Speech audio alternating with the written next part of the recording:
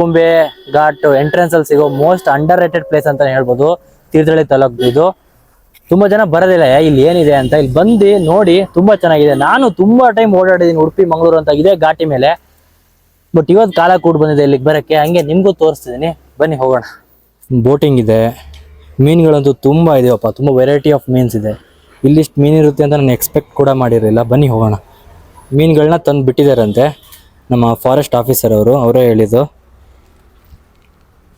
ಇಲ್ಲಿ ಸುಮ್ಮನೆ ಬಂದು ನೋಡ್ಕೊಂಡು ಹೋಗ್ತೀನಿ ಅಂತ ಅಂದರೆ 5 ರೂಪಾಯಿ ಒಬ್ಬರಿಗೆ. ಬೋಟಿಂಗ್ ಮಾಡ್ತೀವಿ ಅಂತ ಹೇಳಿದ್ರೆ 100 ರೂಪಾಯಿ. ಅಂದರೆ 100 ರೂಪಾಯಿ ಒಂದು ಬೋಟ್ಗೆ, ಲೈಕ್ 2 ಪರ್ಸನ್ಗೆ ಪರ್ ಹೆಡ್ 50 ಬೀಳತ್ತೆ ನಿಮಗೆ.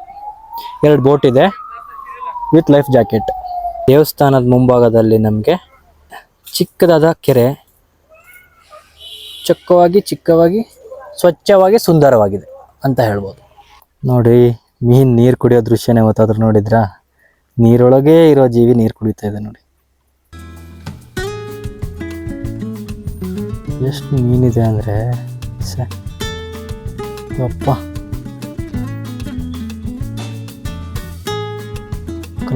ಕಲರ್ ಮೀನು.